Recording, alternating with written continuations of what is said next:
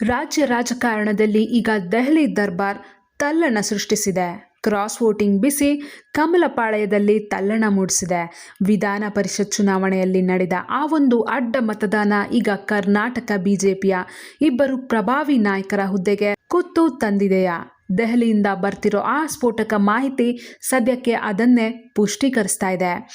ಇವತ್ತು ಬೆಳಗ್ಗೆನೆ ಕರ್ನಾಟಕ ಬಿಜೆಪಿ ರಾಜ್ಯಾಧ್ಯಕ್ಷ BY ವಿಜಯೇಂದ್ರ ತುರ್ತಾಗಿ ದೆಹಲಿ ವಿಮಾನ ಹತ್ತಿದ್ರು. ಅವ್ರ ಹಿಂದೆನೆ ವಿಧಾನಸಭೆಯ ವಿರೋಧ ಪಕ್ಷದ ನಾಯಕ ಅಶೋಕ್ ಕೂಡ ದೆಹಲಿ ತಲುಪಿದ್ದಾರೆ. ಇವರಿಬ್ಬರನ್ನ ದಿಢೀರಂತ ದೆಹಲಿಗೆ ಕರೆಸ್ಕೊಂಡಿದ್ದು ಬೇರೆ ಯಾರು ಅಲ್ಲ, ಸ್ವತಃ ಬಿಜೆಪಿ ರಾಷ್ಟ್ರೀಯ ನಾಯಕರು ಹಾಗೂ ಉಸ್ತುವಾರಿ ನಿತಿನ್ ನವೀನ್ ಒಳಗೊಂಡ ಹೈಕಮಾಂಡ್ ನಾಯಕರ ದಂಡು. ದೆಹಲಿಗೆ ಹೋದ ತಕ್ಷಣವೇ ಇವರಿಬ್ಬರಿಗೂ ಸಿಕ್ಕಿದ್ದು ಹೈಕಮಾಂಡ್ನ ಗರಂ ಕ್ಲಾಸ್. ಅಕ್ಷರಶಃ ಇಬ್ರು ನಾಯಕರನ್ನ ತರಾಟೆಗೆ ತಗೊಂಡಿರೋ ರಾಷ್ಟ್ರೀಯ ನಾಯಕರು ನಿಮ್ಮ ಶಾಸಕರನ್ನ ಹಿಡಿದಿಟ್ಟುಕೊಳ್ಳಲು ನಿಮ್ಮಿಂದ ಯಾಕೆ ಸಾಧ್ಯವಾಗಲಿಲ್ಲ ಅಂತ ಗುಡುಗಿದ್ದಾರೆ ಎನ್ನಲಾಗಿದೆ. ದೆಹಲಿಯ ಮುಚ್ಚಿದ ಕೋಣೆಯೊಳಗೆ ನಡೆದ ಆ ಸಭೆಯಲ್ಲಿ ಹೈಕಮಾಂಡ್ ನಾಯಕರು ಸೌಮ್ಯವಾಗಿ ಮಾತಾಡಲೇ ಇಲ್ಲ, ಬದಲಿಗೆ ತೀವ್ರ ಆಕ್ರೋಶ ಹೊರಹಾಕಿದ್ದಾರೆ ಅನ್ನೋದು ದೆಹಲಿ ಮೂಲಗಳ ಪಕ್ಕಾ ಮಾಹಿತಿ. ರಾಷ್ಟ್ರೀಯ ನಾಯಕರ ನೇರ ಪ್ರಶ್ನೆ ಹೀಗಿತ್ತು: ನೀವಿಬ್ರು ರಾಜ್ಯದ ಜವಾಬ್ದಾರಿ ಹೊತ್ತ ನಾಯಕರು, ಒಬ್ಬರು ರಾಜ್ಯಾಧ್ಯಕ್ಷರು, ಇನ್ನೊಬ್ರು ವಿರೋಧ ಪಕ್ಷದ ನಾಯಕರು. ಹೀಗಿದ್ದು ನಮ್ಮದೇ ಶಾಸಕರು ಕೈಕೊಟ್ಟು ಬೇರೆ ಕಡೆ ವೋಟ್ ಹಾಕ್ತಾರೆ ಅಂದರೆ ನಿಮ್ಮ ನಾಯಕತ್ವದ ಹಿಡಿತ ಎಲ್ಲಿದೆ? ನೀವು ಇದರಲ್ಲಿ ಸಂಪೂರ್ಣವಾಗಿ ಎಡವಿದ್ದೀರಿ. ನಿಮ್ಮಿಂದ ದೊಡ್ಡ ಲೋಪವಾಗಿದೆ. ಇಷ್ಟಕ್ಕೆ ಹೈಕಮಾಂಡ್ ಕೋಪ ತಣ್ಣಗಾಗಲಿಲ್ಲ. ಮುಂದೆ ಇದರ ಗಂಭೀರ ಪರಿಣಾಮವನ್ನು ಎದುರಿಸಲು ಸಿದ್ಧರಾಗಿ ಎಂಬ ನೇರ ಎಚ್ಚರಿಕೆಯನ್ನು ನೀಡಲಾಗಿದೆ ಎನ್ನಲಾಗ್ತಿದೆ. ಮುಂದೆ ಹೈಕಮಾಂಡ್ ಯಾವುದೇ ಕಠಿಣ ತೀರ್ಮಾನ ತಗೊಂಡ್ರೂ ಅದಕ್ಕೆ ನೀವು ಬದ್ಧರಾಗಿರಬೇಕು ಅನ್ನೋ ಒನ್ ಲೈನ್ ವಾರ್ನಿಂಗ್ ಈಗ ರಾಜ್ಯ ಕಮಲಪಾಳ್ಯದ ಇಬ್ಬರು ಸಾರಥಿಗಳ ನಿದ್ದೆಗೆಡಿಸಿದೆ.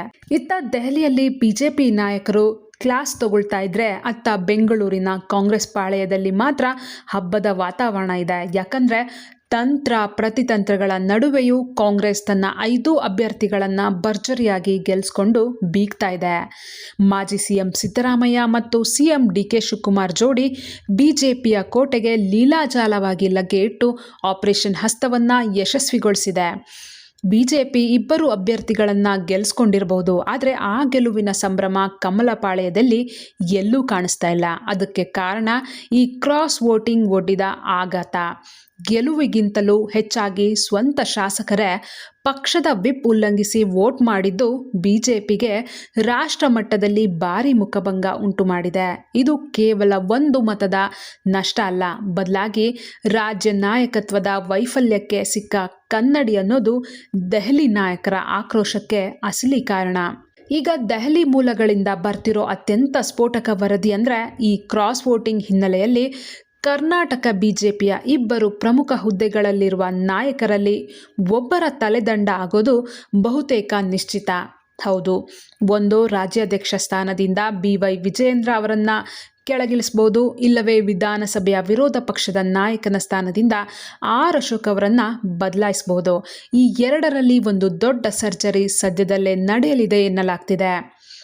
ರಾಜಕೀಯ ವಿಶ್ಲೇಷಕರ ಪ್ರಕಾರ ಅಶೋಕ್ ಮೇಲೇಕೆ ತೂಗುಗತ್ತಿ ಅಂತ ನೋಡೋದಾದರೆ, ಶಾಸಕರನ್ನ ಸದನದಲ್ಲಿ ಮತ್ತು ಇಂತಹ ಚುನಾವಣೆಗಳಲ್ಲಿ ಒಟ್ಟಾಗಿ ಹಿಡಿದಿಟ್ಟುಕೊಳ್ಳುವ ಜವಾಬ್ದಾರಿ ಶಾಸಕಾಂಗ ಪಕ್ಷದ ನಾಯಕನಾದ ವಿಪಕ್ಷ ನಾಯಕನ ಮೇಲಿರುತ್ತೆ. ಶಾಸಕರು ಕ್ರಾಸ್ ವೋಟ್ ಮಾಡಿದ್ರು ಅಂದರೆ ಅದು ನೇರವಾಗಿ ವಿಪಕ್ಷ ನಾಯಕರ ವೈಫಲ್ಯ ಎಂಬ ವಾದ ಹೈಕಮಾಂಡ್ ಮುಂದಿದೆ. ಹಾಗಾದರೆ BY ವಿಜಯೇಂದ್ರ ಅವರ ಮೇಲಕ್ಕೆ ಒತ್ತಡ ಅಂತ ನೋಡೋದಾದರೆ, ರಾಜ್ಯಾಧ್ಯಕ್ಷರಾಗಿ ಇಡೀ ಪಕ್ಷದ ಶಿಸ್ತನ್ನು ಕಾಪಾಡೋದು ಇವರ ಕರ್ತವ್ಯ. ಪಕ್ಷದ ಒಳಗಿರುವ ಭಿನ್ನಮತವನ್ನು ಶಮನಗೊಳಿಸಿ ಶಾಸಕರು ಬೇರೆ ಕಡೆ ಮುಖ ಮಾಡದಂತೆ ತಡೆಯುವಲ್ಲಿ ವಿಜಯೇಂದ್ರ ಸಂಪೂರ್ಣ ಸಫಲರಾಗಿಲ್ಲ ಎಂಬ ಆರೋಪ ವಿರೋಧಿ ಬಣದಿಂದ ಜೋರಾಗಿ ಕೇಳಿಬರ್ತಾ ಇದೆ. ಹಾಗಾಗಿ ಹೈಕಮಾಂಡ್ ಈ ಇಬ್ಬರಲ್ಲಿ ಒಬ್ಬರನ್ನ ಬಲಿಪಶು ಮಾಡೋದಂತೂ ಗ್ಯಾರಂಟಿ ಅಂತ ಇದೆ ದೆಹಲಿ ಮೂಲಗಳು. ನಿಜ ಹೇಳಬೇಕಂದ್ರೆ ಕರ್ನಾಟಕ ಬಿಜೆಪಿಯಲ್ಲಿ ಎಲ್ಲವೂ ಸರಿಯಿಲ್ಲ ಅನ್ನೋದು ಜಗಜ್ಜಾಹೀರಾಗಿತ್ತು. ವಿಜಯೇಂದ್ರ ಮತ್ತು ಅಶೋಕ್ ನಾಯಕತ್ವದ ವಿರುದ್ಧ ಮೊದಲಿಂದಲೂ ಒಂದು ಬಣ ಅಸಮಾಧಾನದ ಹೊಗೆಯಾಡಿಸ್ತಲೇ ಇತ್ತು. ಈಗ ಕ್ರಾಸ್ ವೋಟಿಂಗ್ ರೂಪದಲ್ಲಿ ಆ ಅಸಮಾಧಾನ ಸ್ಫೋಟಗೊಂಡಿದೆ.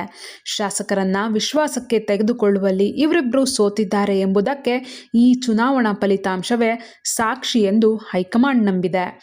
ಮುಂದಿನ ದಿನಗಳಲ್ಲಿ ಸ್ಥಳೀಯ ಸಂಸ್ಥೆಗಳ ಚುನಾವಣೆ ಹಾಗೂ ಪಕ್ಷದ ಸಂಘಟನೆ ದೃಷ್ಟಿಯಿಂದ ಹೈಕಮಾಂಡ್ ಈಗಲೇ ಎಚ್ಚೆತ್ತುಕೊಳ್ಳದಿದ್ದರೆ ಕರ್ನಾಟಕದಲ್ಲಿ ಬಿಜೆಪಿ ಮತ್ತಷ್ಟು ನೆಲಕಚ್ಚಬಹುದು ಎಂಬ ಆತಂಕ ರಾಷ್ಟ್ರೀಯ ನಾಯಕರಿಗಿದೆ. ಅದಕ್ಕಾಗಿ ನಾವು ಯಾವುದೇ ಕಠಿಣ ತೀರ್ಮಾನ ತಗೊಂಡ್ರೂ ಸಿದ್ಧರಾಗಿರಿ ಅಂತ ಹೆದರಿಸುವ ಮೂಲಕ ನಾಯಕತ್ವ ಬದಲಾವಣೆಯ ಮುನ್ಸೂಚನೆಯನ್ನ ಹೈಕಮಾಂಡ್ ಈಗಾಗಲೇ ರವಾನಿಸಿದೆ.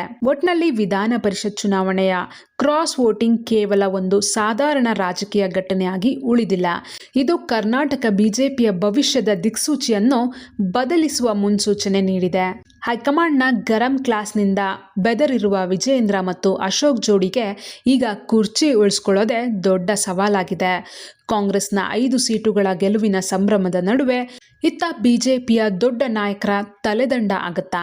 ತಲೆದಂಡ ಆಗೋದೇ ಆದರೆ ಇಬ್ಬರಲ್ಲಿ ಯಾರದಾಗಬೇಕು? ಬಿಜೆಪಿ ರಾಜ್ಯಾಧ್ಯಕ್ಷ ವಿಜಯೇಂದ್ರ ಅವರದ್ದ ಅಥವಾ ವಿರೋಧ ಪಕ್ಷದ ನಾಯಕ ಆರ್ ಅಶೋಕ್ ಅವರದ್ದ? ನಿಮ್ಮ ಅನಿಸಿಕೆ ಅಭಿಪ್ರಾಯ ಏನು ಅನ್ನೋದನ್ನು ಕಮೆಂಟ್ ಮೂಲಕ ತಿಳಿಸಿ. ಹಾಗೆ ನೀವಿನ್ನು ವಾರ್ತೆ ಚಾನೆಲ್ನ ಸಬ್ಸ್ಕ್ರೈಬ್ ಮಾಡಿಲ್ಲ ಅಂದರೆ ಈ ಕೂಡಲೇ ಮಾಡಿ. ಧನ್ಯವಾದಗಳು.